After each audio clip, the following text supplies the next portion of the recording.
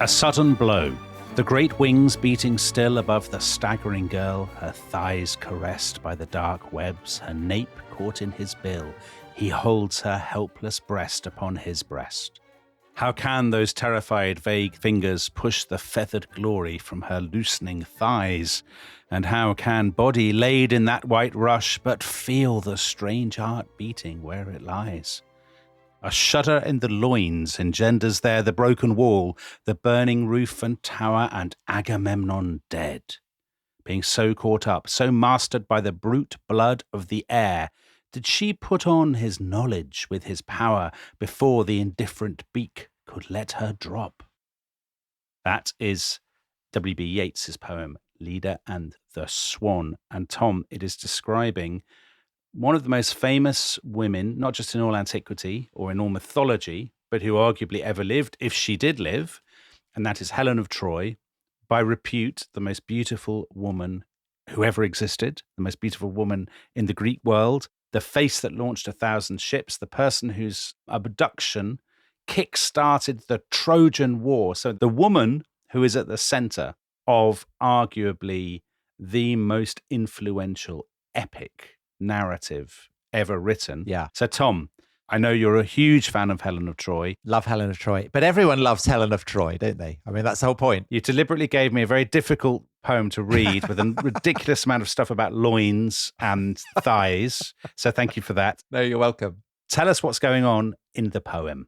So in the poem, it's describing how Helen of Troy is conceived. And so in the passage you read so beautifully, the shudder in the loins engenders there the broken wall, the burning roof and tower. That is a reference to the sack of Troy. Yeah. But it's not just Helen of Troy who is being conceived. There is another sister, Clytemnestra, who will go on to marry Agamemnon, who is the commander of the Greeks at Troy. And so that line, and Agamemnon dead. Yes. Clytemnestra may have a role to play in that. So we'll be looking at Clytemnestra, Helen of Troy's sister, as well as Helen of Troy. Yeah. But just on this poem, which you read so beautifully and without any pauses because you were losing it over certain phrases, it is about a rape. It is about Zeus, the king of the gods, who has disguised himself as a swan. And he is a serial rapist, and he's invariably disguising himself to do this. So he disguises himself as a shower of gold or as the husband of the woman that he's coming to. Yeah. But here he has come as a swan. And what is exceptional about this rape relative to earlier rapes that Zeus has perpetrated? Earlier rapes, he fathers heroes, male heroes, on the women that he has taken. But here he is fathering for the first time a daughter. And Helen of Troy is the only daughter that Zeus ever fathers. And this is why she is the most beautiful woman in the world. Oh, right. Yeah. And you said she's reputed to be the most beautiful woman in the world. I mean, in the myth, she is the most beautiful woman in the world. There is no kind of, we all have different standards of beauty. Yeah. Objectively, she's the most beautiful. And it reflects the way in which, in the Greek world, competition to be the best is the absolute essence of everything. I mean, it's what gives rise to the Olympics, for instance. Mm-hmm. And beauty contests are a feature of Greek culture, as every other kind of contest is. So Helen stands as the most beautiful of all. But there is this paradox in this sense of Helen as absolutely unique, which is that at the same time, she is actually only one of 4 children that Leda will give birth to. And when Leda gives birth to them, she hatches them. She gives birth to 2 eggs. That's what happens when you've been interfered with by a swan, right? I mean, that's the nature of swan-human relations. I mean, yes, it opens up many questions. She hatches 2 eggs, and in one of them, Helen comes out, and a boy called Pollux. Oh, yeah, Castor and Pollux. Yes. And in the other egg, Clytemnestra, so Helen's half-sister, and Castor. Yeah.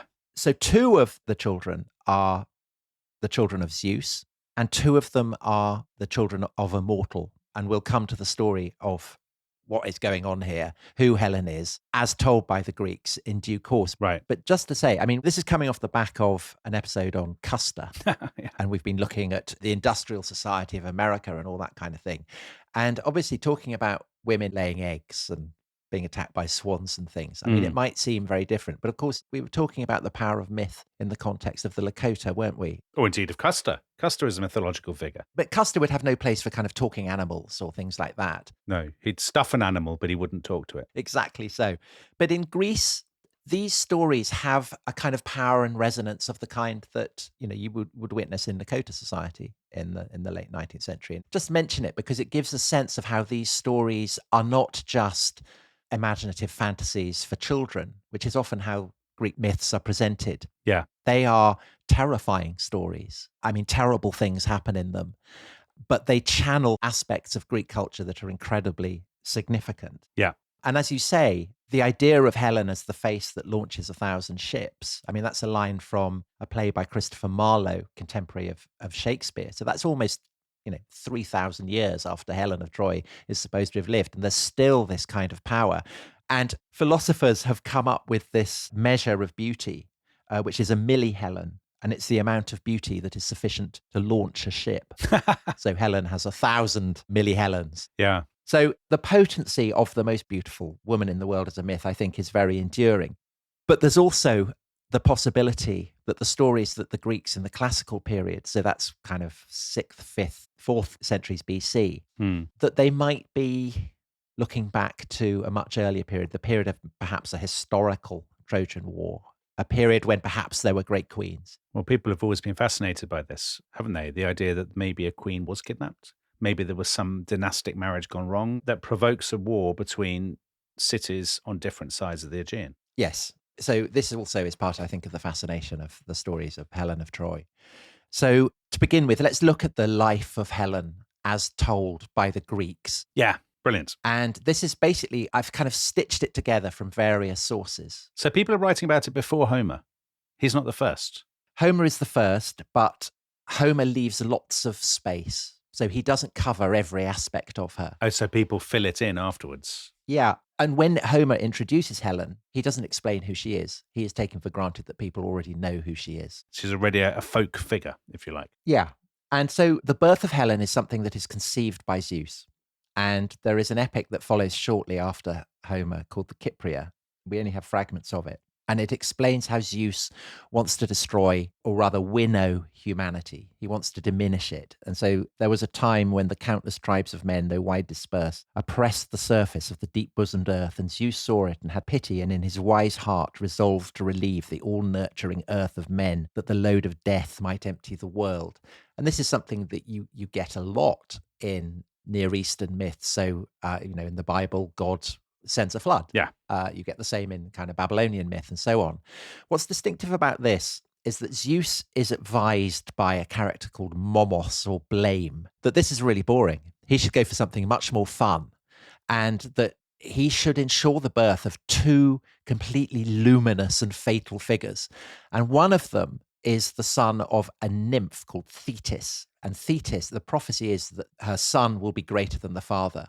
And Zeus had been planning to marry her, but gets warned off by this, and so marries her to a kind of rather dull hero called Peleus. And their son is called Achilles. Of heel fame. Of heel fame. And Achilles will be the greatest warrior on the field of Troy in the Trojan War. But he also decides that he will father a daughter. And so I think the last time we quoted Yeats was his great poem on the Easter Rising. Yeah. And there's this phrase, "A terrible beauty is born." And Helen is a terrible beauty, and that shudder in the loins, the shudder. I mean, there's a sense of dread as well as of pleasure about this. Because of the number of people who will lose their lives because of Helen, right? I mean, she's fatal. Absolutely. So where does Helen come from? So there are various stories. Greek myth is not like the Bible. There isn't a kind of single canonical account. Yeah. So there is one story that Aphrodite, the goddess of love, who emerges from the foam of the sea, so as in the famous Botticelli painting, that the foam hardens and becomes a swan's egg, and it's thrown into a swamp where it fertilizes, and Helen hatches from it. So that's one story. That's just bizarre. I'm sorry, Tom. That's mad. Yeah, that is mad. That never happened. I think the thing about the swan is much more plausible. Well, so another story is that Zeus changes into a swan, but the person he rapes isn't Leda, it's Nemesis. So kind of retribution. And he either chases her across the world, and they're constantly changing form, a bit like in the cartoon of The Sword and the Stone. People have seen that. Oh, yeah. And another is that he pretends to be chased by an eagle, and Nemesis takes the swan into her fold to shelter the swan, and then the swan behaves disgracefully. And the eagle is Aphrodite in disguise. That's a complicated story. Very complicated, which is why I think basically the version that becomes most popular and is told most often is the story that it is Leda who gets raped. And Leda is the queen of Sparta, and her husband, the king of Sparta, is a man called Tyndareus. And in a way that is never entirely explained, Leda that night sleeps both with Tyndareus and with Zeus in the form of a swan. So she has quite an active night. Very busy night. And this is why when she gives birth to quadruplets, you have 2 mortal and 2 immortal children hatching out of the eggs that she lays. And the Spartans are actually very proud of this story. And so Pausanias, who's a Greek writing in the 2nd century AD, he's basically kind of writing a travel guide to Greece. And he says that in Sparta, you can see the shell of the egg, and it's preserved in a temple on the Acropolis in Sparta. So his advice to travellers to Sparta, Tom, was 1,000 times better than your advice to me when I went to Sparta, and you recommended that I go to a place that when I Googled it, it said notorious hangout for down and out thieves, drug addicts, and so on. Well, we'll be coming to that advice because, of course, so Helen grows up, and Spartan girls are notorious in the Greek world for being educated. Oh. They're the only girls who get a state education in Greece. Right. And there's a big focus on kind of sport and athletics. And Euripides, who is an Athenian who writes famous tragedies in the 5th century BC, he has a description of Helen doing gym work with the other girls in Sparta, her thighs naked, exposed by the lifting of her skimpy tunic, sharing with boys the running track and the gymnasium. There's a hell of a lot of thighs in this podcast so far, Tom. Well, I've said that Greek myths are often seen as being suitable for children. They are absolutely not. They are shocking. Yeah. And there are repeated instances, for instance, of rape. And this is what happens with Helen. She is out with the girls, practicing her sport. Mm-hmm. Probably, Dominic, tradition says, at the site of the temple of Artemis Orthia, which was the temple that I sent you to. Oh, that's the place. Well, I didn't go. Yeah. We went to a restaurant instead. Anyway, go on. Well, so it's an ill-omened place. Right. Because this is where Helen, she's 12 years old. So 12 is traditionally the age at which girls become available to be married. So she is on the cusp of being nubile. And she is spotted by a Greek hero who's very famous, who probably most people who've read any book on the Greek myths will have heard of. And this is Theseus, the Athenian hero who kills the Minotaur on Crete. Yeah. And in the books about Theseus that I read when I was a child, this episode was not mentioned. But Theseus, he's passing the temple of Artemis Orthia, and he sees the 12-year-old Helen, and he is transfixed. She is the most beautiful thing he has ever seen. And so he abducts her. He takes her back to Attica, the land around Athens. Mm. He imprisons her on the Acropolis of a town there called Aphidna, and he appoints his mother, Aithra, to look after the young Helen. And then he goes off to try and abduct and rape Persephone, who is the queen of the dead, the wife of Hades, as you do. Yeah. And while he is down in the underworld, he ends up getting stuck to a seat and has to be rescued in the long run by Hercules. Yeah. But Castor and Pollux come and rescue their sister, and they sack Aphidna, and they take Aithra to serve Helen as her maid, which is what will then happen. So a question about this, that you said this was Euripides. Obviously, Theseus is associated with Athens. She's from Sparta. Yeah. How much does that story reflect the political culture of the wars, the rivalry between Athens and Sparta? So it's a story of Athenians sacking Sparta or something, isn't it? That's what is ultimately behind this fantasy. The way that Euripides frames it, in the depths of the Peloponnesian War, this terrible conflict between Athens and Sparta, is definitely drawing on that. But the roots of the story are much older. Okay. And this is the fascination of it, is that elements of the story can just be reworked and reworked by Greeks at various points and with various perspectives. But the kind of the core of the story does genuinely seem to be very ancient. Okay. And running throughout it is this idea that Helen's beauty drives men mad. And so people may wonder, well, what did she look like? So Bethany Hughes has written a wonderful book on Helen of Troy, both as myth and the possible history that might lie behind her. She observes that the wonderful irony about the most beautiful woman in the world is that she is faceless. But there are kind of various traditional attributes of her beauty that are described repeatedly. So one is that she has white skin like the shell that she hatched from. Yeah. So she is always described as kind of blindingly white.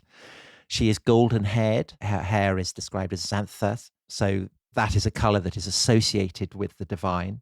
Yeah. Her hair is more beautiful than any other woman's. And she has perfect milky white breasts. And the evidence for this is adduced by Pliny the Elder, the great Roman encyclopedist, who records that in Rhodes, in a temple of Athena, there is a goblet, and it is said to have been cast to correspond to the dimensions of one of Helen's breasts. Craigie. And people go and admire it and say, yes, that is absolutely perfect. So just at this stage, I know you'll probably come to this in the second half, so we don't need to get into the weeds of the discussion right away. But obviously, so far, everything that has been written, and indeed, presumably the goblet and so on and so forth, has been made by men.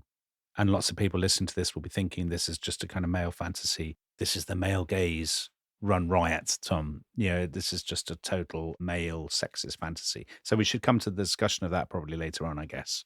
We will. And there is one very famous female Greek writer who does write about Helen, and we'll come to her in due course. Yeah. But you're right. I mean, she is driving men mad. And the fact that she's been abducted and raped as a girl does not put off her suitors, quite the opposite. So Tyndareus basically says, no, I don't know what to do about this. Every man in Greece, every powerful king in Greece wants her. What am I going to do? And Odysseus, the most cunning and clever of the Greek heroes, comes up with this wheeze. And he says, well, get all the heroes to swear an oath that if any one of them abducts her, everyone else will team together and get Helen back. And Tyndareus thinks, yeah, that's a brilliant idea. I'll do that. Yeah. And Odysseus' reward for this is that he gets as his wife Helen's cousin Penelope, who in the epics will serve as a model of the faithful wife. You know, she's sensible, she's wise, and in a way, kind of a much better wife than Helen. But obviously, everyone wants Helen. And the person who ends up getting her is a guy called Menelaus. He's useless, totally useless in all the stories. I mean, he's certainly not on a level with Helen. So for starters, he's a younger brother. Dominic, you and I are both elder brothers. So yeah, we approve of the Greek tradition that says the elder brother is generally more admirable. Yeah. Some even say that Menelaus' elder brother, who is Agamemnon, the man who will marry Helen's sister Clytemnestra, that he does the wooing for Menelaus. And Menelaus at this point does not have a palace for reasons that we'll come to later. So he moves into Tyndareus' palace and in due course inherits it and Helen's treasure and gold. So he is pretty much completely defined by Helen. Right. And this is emasculating, you know, for a Greek king. He is behaving like the bride, moving into the person he's marrying home. So basically his rank depends on being married to Helen. And this is a cause of embarrassment. And they have a daughter, but they have no son. And I think there's generally a sense that Helen is too beautiful to have children. She stays kind of preternaturally beautiful throughout, and the experience of motherhood is not something that ages her, which presumably is why she doesn't have lots of children. Anyway, so they're all hanging out. Menelaus and Helen and their daughter Hermione are in Sparta when who should turn up but a prince from Troy, a city on the other side of the Aegean. Paris. Yes, called Paris. And Paris has come to Sparta, sent by Aphrodite, the goddess of love, because we talked about how the Greeks loved a beauty contest, and even the goddesses occasionally like a beauty contest. And a golden apple has been thrown into a banquet with the phrase "to the fairest," and three goddesses, Hera, the queen of the gods, Athena, the goddess of wisdom, Aphrodite, the goddess of beauty and love. So you think, actually, I mean, she was always going to win a beauty contest. Yeah. But anyway, Paris has been appointed to judge between them. He has chosen Aphrodite. And so Aphrodite, in return, has promised him the most beautiful woman in the world. And this is why Paris has arrived. And Paris is much better suited to Helen than Menelaus is, because if Sparta is famous among the Greeks as the home of the most beautiful women, Troy is famous for the beauty of its men. So Ganymede, the cupbearer of Zeus, is a Trojan. Yeah. And so Paris is He has a slightly kind of feminine quality to his handsomeness. He's a kind of feline figure, isn't he, Paris? Yes, he's feline. Yes, absolutely. And he is stalking Helen. And Menelaus makes it very easy for him because his grandfather has died in Crete. And so he goes away, and Helen and Menelaus are left alone in Sparta. And Paris sets off with her. Now, the question is, does Helen go willingly or not? So is this another story of rape? Yeah. And a lot of contemporary renderings of the story say that it is. Mm. But it has to be said that basically the ancients are pretty unanimous. Helen chooses to go. And more than that, she actually dazzles Paris. She takes her treasure with her. When she goes, in all the epics, the tragedies, all the accounts, she is never described as Paris's concubine or whore or slave. Yeah. She's always his wife. So she maintains her status and her rank and her dignity, but at the cost of being, an adulteress. So she is going. And you asked about, has a woman written about Troy? Sappho, who is a famous lyric poet. We've only have fragments of her poetry, but she was celebrated as the 10th muse. She wrote, "For she that far surpassed all mortals in beauty, Helen her most noble husband deserted and went sailing to Troy with never a thought for her daughter and dear parents."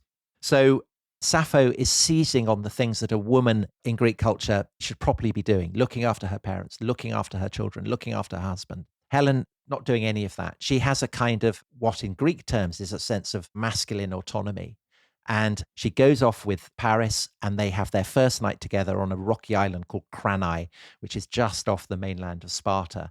And in the Iliad, Homer's great epic, so kind of almost 9 years later, Paris still remembers that night as something remarkable and extraordinary. Right. And he takes her off to Troy, and all the Trojans are besotted with her as well. So that when Menelaus and Odysseus come to ask for Helen back, all the Trojans say, no, we're not going to give her back, even though they know that the Greeks have sworn this oath that they will get together and come and get her. The Trojans won't do it. They're so dazzled, like Paris was, by her beauty. Absolutely. Yeah. And so there's a philosopher called Socrates, an Athenian in the 4th century, who says that this is why the Trojan War is the greatest and most terrible conflict ever fought. So he says it is clear how both sides felt about her, the Trojans as well as the Greeks. For although there had been many causes of contention between them before, none of these had disturbed their peace, whereas over Helen they fought the greatest of wars, greatest not only for the scale of the passion involved, but also for how long it lasted and the sheer scale of the violence it unleashed. And this violence is made worse by the fact that the gods too end up fighting over Helen. So in the Trojan War, Aphrodite is on one side, the side of Paris and the Trojans, and Athena and Hera are on the Greek side because they hate Paris. But basically they're fighting over Helen. And Socrates says the whole universe goes mad. And he draws this conclusion that beauty by nature rules over strength. Yeah. So you were saying, this is a male fantasy, but essentially what Socrates is doing there is saying the power of Helen's beauty is greater than the strength of all the men who came to fight her. So if you go to Homer's epic, the Iliad, obviously most of the action, or indeed almost all of the action, revolves around the men. Achilles, Hector, Patroclus, Odysseus, and so on and so forth. Does Helen she does have a role in the Trojan War story, doesn't she? Because Paris is killed. Yeah. Is he killed by an arrow? Have I got that right? That's right. And then she marries somebody else, Deiphobus. He's a lucky man because, he gets the most beautiful woman. Well, he's not a lucky man, actually. So he is the 4th of Helen's husbands. Yeah. He's a brother of Paris, very good warrior. Hold on, 4th. Oh, because Theseus, I forgot about Theseus. Yeah, so there's Theseus as well. Yeah. So actually, he's not lucky because Helen completely stiffs him over. And Helen is behaving very badly towards the end of the Trojan War. So the famous story of the Trojan horse, all the Greeks have hidden themselves inside the horse and the horse gets wheeled into Troy. Helen comes down to the horse and she walks around the horse and she mimics the wives of the Greek heroes, calling out to them. And the heroes have been away by this point for 10 years. And Menelaus, of course, hears Helen's own voice, but 2 other heroes hear it. And they are about to call out, and Odysseus knows what is happening, and he throttles one of the heroes to stop him from calling out. Like Custer with his dogs before one of those massacres. Very similar. Yeah, not a parallel that I think has ever been made before, but no, that's what the podcast is all about. And in due course, Menelaus will blame this not on Helen herself, but on Aphrodite, that Aphrodite has possessed her. And the ability to mimic is traditionally one of Aphrodite's attributes. Right. But I think Helen is very deceptive. She is very manipulative. And we might see that again as kind of misogynist stereotyping. It isn't really. It's giving her the attributes of a god. This is what gods do. Gods do deceive. Just on that question, is she divine? I mean, she's half divine, right? She is half divine, and we'll come to that. The question of, is she mortal? Is she divine? Is she both? I mean, we'll come to that. Yeah. But just sticking to the topic of how Helen behaves badly, even as she's trying to, and the stories are contradictory. On the one hand, she is trying to save Troy by getting the heroes to come out of the horse. But on the other hand, she wants her husband dead and all the Trojans dead. So she has hidden Deiphobus' sword. And the moment she sees, the Greeks come out, she says, oh, he's in there, go and kill him. Yeah. So she seems to have decided by this point that she wants to go back with Menelaus. Now, you may think, Menelaus has become the most notorious cuckold in world mythology.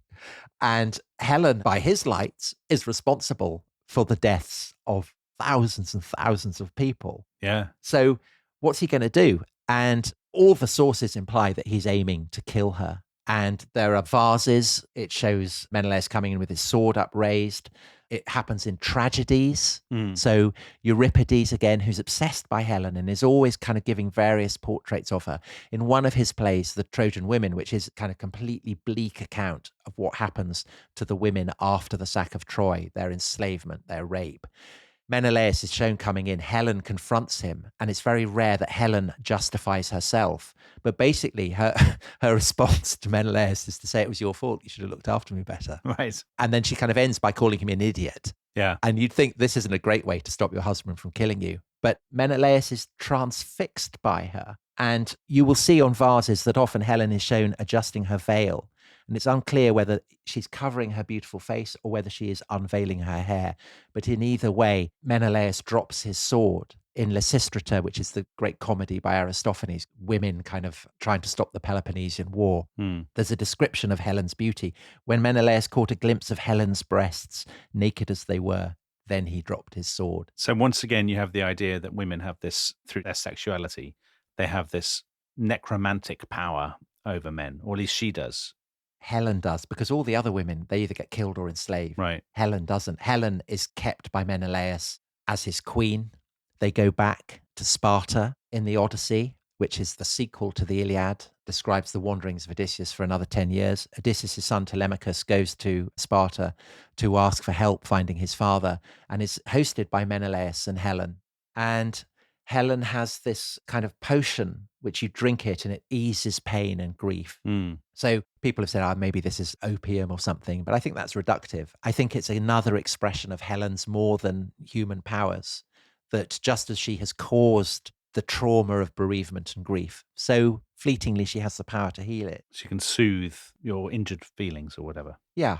And what happens to Helen? There are, again, various accounts. So Pausanias, this gazetteer, he says that there's a temple in Rhodes again, that Helen got seized by the maids of a woman who had died at Troy, and they hang Helen from a tree. But this is very unusual and very late. It is very rare for the death of Helen to be described. So she's hated, she's cursed, she's insulted.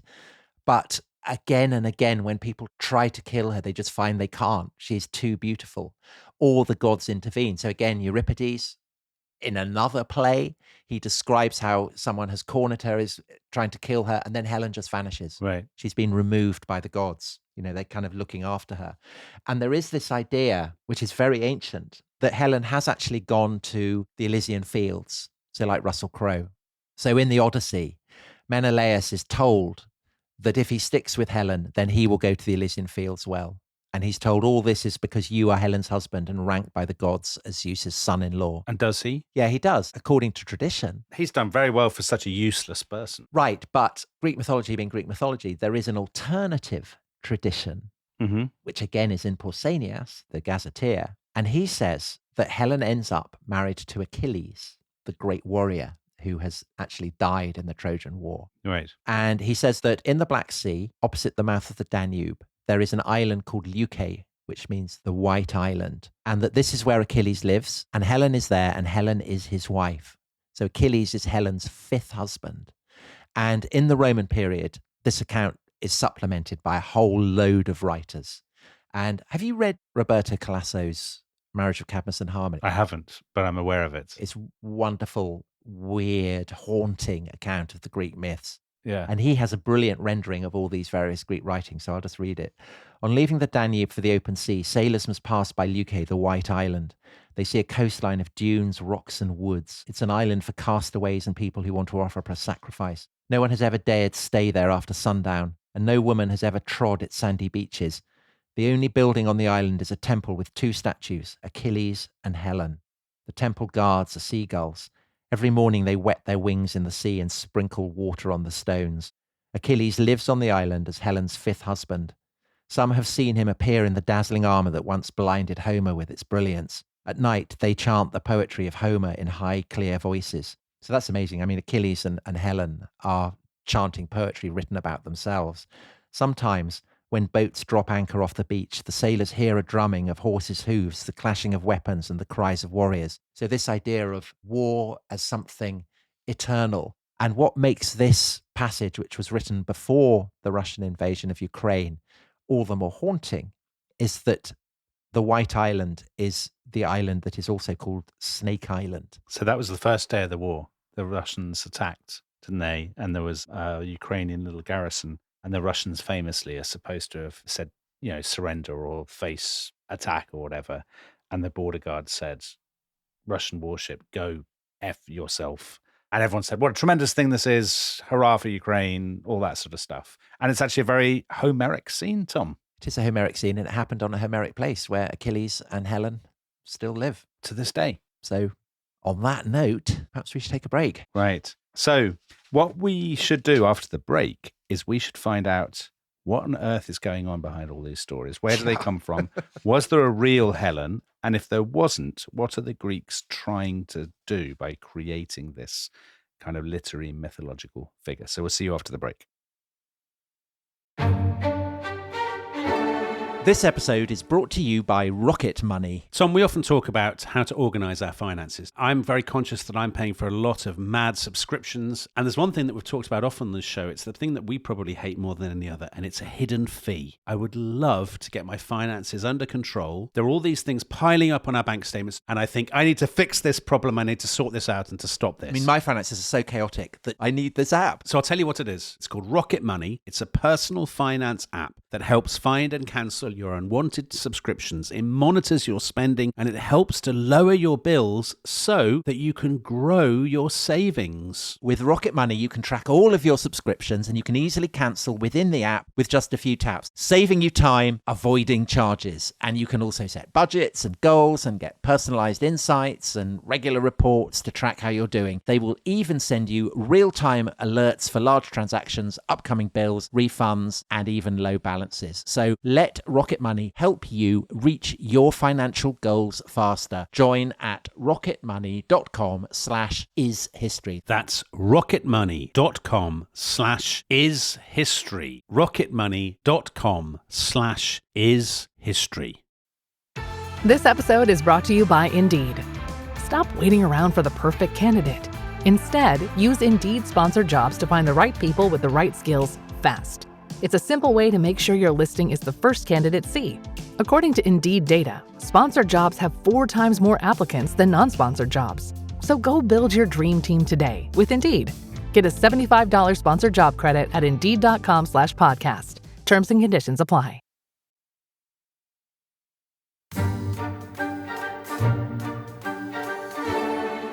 So, the leading men of Troy sat upon the tower, and they, as they saw Helen approaching, in undertones spoke winged words to one another. No blame that the Trojans and strong grieved Greeks have suffered so long on account of such a woman. Terribly does she seem like the immortal goddesses to look on. That was top writer Homer in the Iliad, and there you have the sense, the leading men of Troy sitting on the tower, seeing Helen approaching, the sense of the desire, the kind of yearning, the obsession because of her dazzling beauty, but also, terribly does she seem like the immortal goddesses to look on. The sense that she's frightening, that she is, as we said in the first half, fateful and fatal, And it's not surprising that the elders of Troy, when they see her coming, think to themselves, oh, we're for it now. Because with great beauty comes great disaster. Yeah. And they actually say we should send her back. Yeah. And then they say, oh, no, let's not. Priam, the king of Troy, says, no, let's keep her. Again, though, if you to pick up the theme from the first half, again, you could say this is how men have often seen women's sexuality as both something very desirable and something to be feared. Couldn't you, Tom? Yeah, I guess so. And Helen, as the most beautiful of all women, obviously kind of raises that to a pitch. And I think it has to be something that is overwhelmingly powerful for the whole story of the Trojan War to make sense. Yeah. Because the question is, of course, are the Greeks justified? Are the Trojans justified in fighting over her? And I think that that is also a part of what makes Helen so interesting to various Greek writers over the sweep of Greek history, is that she provides opportunities for all kinds of writers from different backgrounds and writing in different styles. She gives them material. So we mentioned Sappho, who is a lyric poet, aristocratic. Euripides, we've talked about, this tragedian. He is writing in the context of the democracy of Athens. So again, he has a different perspective. And then we quoted Socrates, who's this orator who is writing, he lives a very long life. And as a young man, he's in the shadow of the Peloponnesian War, the great war between Athens and Sparta. And, he lives to see the rise of Macedon, which will unleash yet more terrible wars. So you can see the power of Helen as a mythic figure is that she provides scope for all these kind of different writers to kind of do their stuff. And so this question of, are the Greeks justified in fighting her, I think plays a key role in the birth of history itself. So I would argue, Dominic, that without Helen of Troy, we might not be doing this podcast. So we kind of owe her a lot. Okay. So the two great historians who give birth to history, Herodotus and Thucydides. Thucydides, at the beginning of his account of the Peloponnesian War, the great war between the Athenians and the Spartans, he scorns the very idea that the Greek princes had sworn an oath to get Helen back. He just says this is mad. This is a kind of a children's story. Yeah. And he's very Sandbrook. He takes for granted that the war is a consequence of great power politics and of money. Right. It's fought over material causes. I'm glad that I now apparently own that way of looking at history, Tom. That's very kind of you. Thank you. Yeah, you're welcome. And it sets the template for Thucydides' entire take on history. Yeah. Which is that it is all about, I guess, the masculine pursuits of war and politics. Hey, I'm distancing myself from that because that's not how I do history. No. Understood. And this is why in Thucydides, Helen is one of only 20 women who are mentioned by name. And his history is very, very long. There are very, very few women. He wouldn't have written about 60s fashion, would he? No, he would very much not have done that. Yeah. But I tell you who would, and that's Herodotus. Brilliant. Herodotus would have loved all that stuff. Yeah. So Herodotus is the first historian. And his work, so this is the first work of history ever written, he begins with, in the way that Thucydides will do as well, a kind of demythologization of Helen. Because he's trying to explain why the Greeks have gone to war with the Persian Empire in the 5th century BC. Right. And he begins by giving the Persian perspective. And the Persian perspective, Herodotus reports, is that Helen was actually just a number of women who were abducted by pirates coming to Greece and stealing women, and Greek pirates going to Asia and stealing women from there. Kind of a bout of competitive princess rustling, Herodotus calls it. And there's no mention of Helen's beauty. The Persians just emphasize that the Greeks have massively, massively overreacted to her abduction. And so what the Persians are doing by denying that Helen has any supernatural quality of beauty is to make the Trojan War just look like any other war. It's nothing special. There's nothing mythical about it. There's nothing kind of supernatural. To be fair, Tom, there must have been lots of wars and there must have been lots of violence along that seaboard because there are all these states and cities that are trading with each other. So the Persians surely are just employing common sense. Well, so that would very much be how Herodotus would frame the Persian perspective. Yeah. He's saying that the Trojan War was nothing special. It was just a kind of sequence of endless tit-for-tat conflicts. Yeah. And it was ridiculous for the Greeks to overreact just because somebody, stole a woman from them. So that is how Herodotus is framing the Persian take on it. But he hasn't finished with Helen because there are two more perspectives that he offers later in his history. So the first is a very, very weird aspect of Helen's story, which is that actually she never went to the Trojan War at all. Okay. That she spent the whole period of the Trojan War in Egypt. And Herodotus gives an Egyptian account, he says, that this is what happened, that Paris had taken Helen, behaved very badly, and that in the opinion of the Egyptians, the Greeks were right to go and get her back.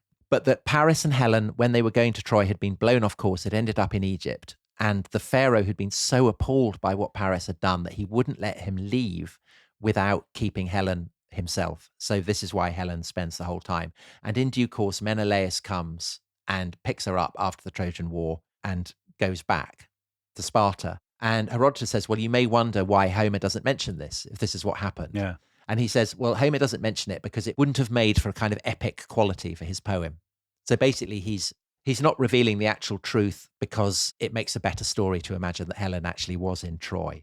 Can I ask a quick question about Herodotus? Does Herodotus think this actually happened? By which I mean, does Herodotus believe that Helen of Troy is a historical figure rather than purely a mythological one?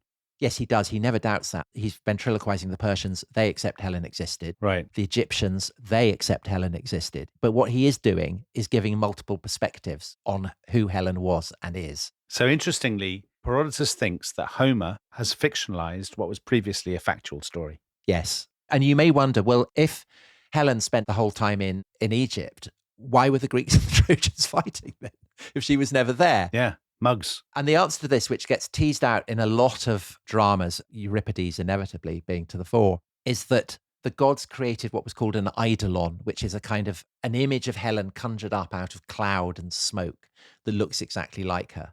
And that therefore the Helen who is fought over at Troy is a phantasm. And it kind of makes it even worse. They're not even fighting over Helen. They're fighting over a fantasy of Helen.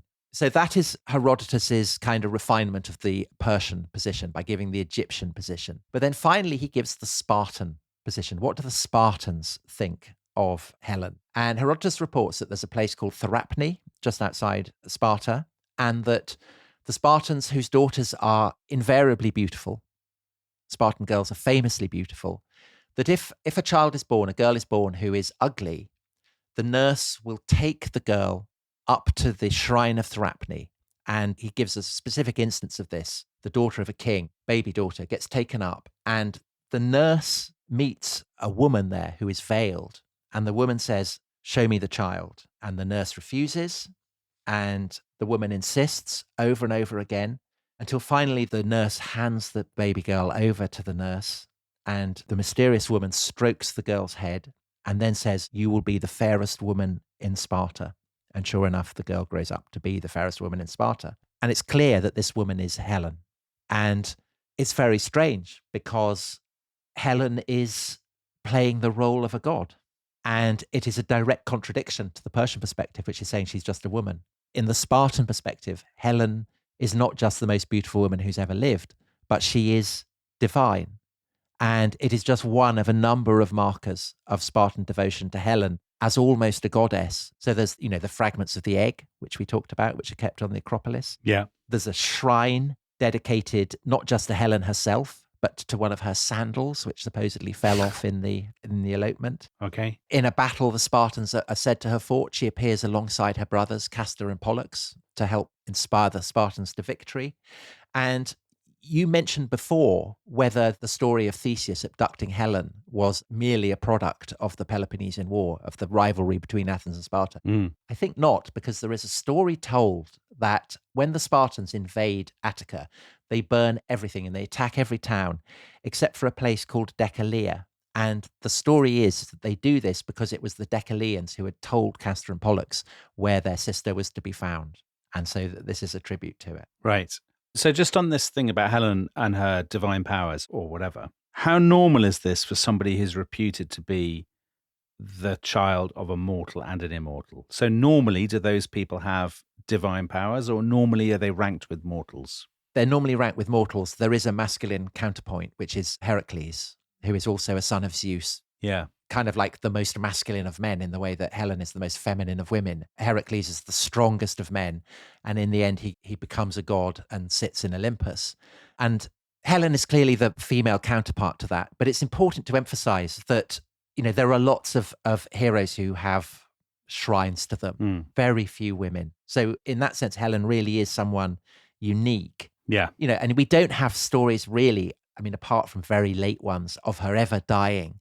And so I think that, there are scholars who say that perhaps Helen was always a goddess, that, she's a goddess who kind of becomes mortalized. But if that is the case, then there's nothing in the ancient sources that suggests that. Right. You don't believe that? You don't believe that that's... No, I don't. I think that just as Helen's beauty drives men mad in the myths, I think she's an object of such fascination, and to women as well as men. So that story of the nurse taking the baby up, the idea of a woman with such power, it's so interesting to people that they think her attributes must be those of a goddess. And so the more that stories are told about her, the more she comes to take on kind of divine attributes. And qualities that in a mortal might be condemned, kind of rushing off with, strange men or whatever. In a goddess, that's the kind of thing goddesses would do. And so it kind of removes Helen from the dimensions of the traditional standards of judgment that are applied to women. So hold on, Tom. Where did she begin? I know you're going to say you don't know, but I'm asking you to speculate. Did she begin as a character simply in a story who over time took on more and more semi-divine attributes as the story was told and retold? Yeah, I think so. And do you think she began purely as a male fantasy figure in stories? Well, we'll come to who the historical Helen might have been in due course. But I think she is clearly, even by the time Homer is writing about her, she is already very firmly established as a figure that everyone knows about. That's why Homer doesn't need to explain who she is. And I think the idea of the most beautiful woman in the world who has a power over men that is of a divine order, I think that appeals to something very profound in the way the Greeks understand the cosmos and the universe. Greek men understand the cosmos. Well, women as well. Because Sappho responds to it. Okay. And kind of a fascinating example of the way in which Helen comes to seem like a kind of, jealous and angry like a god. There's a poet called Stesichorus, and he writes abusive poetry about Helen, calling her a prostitute and adulteress and so on. And so she blinds him as punishment, as she had blinded Homer, who supposedly was blind. Yeah. But Stesichorus is a favorite of the Muses. And so unlike Homer, he understands why he's been struck blind. And so he composes these lines. The story I told is not true. He's addressing Helen. You did not go in the well-bent ships. You did not reach the citadel of Troy. So he again is saying Helen never went to Troy. He's basically saying all the stories that are told about Helen are not true. But he's doing this because he knows that Helen is a figure so powerful that she can blind him. And this is what gods do. And I think that this is part of what makes Helen so fascinating to the Greeks, is the idea of a woman who stands midway between the human and the divine. And it comes to express itself in very weird ways. So there's a sect of Pythagoreans who basically think she's an alien. Wow. So they say that she comes from the moon, and that on the moon there's a colony of humans who are kind of infinitely more beautiful, infinitely larger, infinitely stronger than mortals down on Earth, and that this is why Helen is so beautiful. So, that's a kind of very weird idea. And you get an echo of that. Dan Simmons, the great science fiction writer, he wrote a couple of books, Iliad and Olympus, in which the Trojan War is restaged. And Helen is, again, she's a figure of beauty conjured up by science by that point. But you get a prefiguring of that even in classical antiquity. And I think that it's another marker of Helen's power, that you don't need to believe in the Greek gods to be obsessed by her. The stories of Helen continue to be told right the way through the Christian era. Marlowe is doing it. Yeats is doing it. Yeah. And Helen comes to obsess people. And you were asking, was there a real Helen? Of course, into the 19th century, when archaeology as a discipline is starting to be developed, the question of was Helen real? It inspires what is probably the most famous, or indeed infamous, episode in the history of archaeology, kind of ranking alongside Howard Carter's discovery of the tomb of Tutankhamun, which is the German businessman turned archaeologist Heinrich Schliemann in the 19th century, who is so besotted by the idea that Helen might have existed and that the Trojan War might actually have been fought over her, that he sets himself the task of going to the site of Troy and trying to find it. So, Tom, what an exciting moment that is. Schliemann is on his way, this German businessman, to the site of Troy, and he thinks he is going to discover the truth about the Trojan War. and the truth about the historical Helen of Troy. And do you know what? We will come to this in our next episode, where we will talk about what Schliemann found, his theories, who the real Helen of Troy might have been, and then we will turn our attention to Helen's possibly even more terrifying sister, Clytemnestra, and her blood-soaked career. And we can talk a little bit about what it all means, Tom. So if you're a member of the Rest is History Club, if you're one of the Olympians, you can listen to that episode right away. And you can, of course, join the Olympians by going to therestishistory.com. You get more benefits, frankly, than you would by being a Greek god. We think of our members as Greek gods and goddesses, don't we, Tom? We absolutely do. Midway between the mortal and the divine. Absolutely, they are. So, Tom, thank you very much for that tour de force on that Hellenic and Olympian bombshell. We will leave you, and we will see you next time for the truth about Helen of Troy and her extraordinary sister, Clytemnestra. See you then. Bye-bye.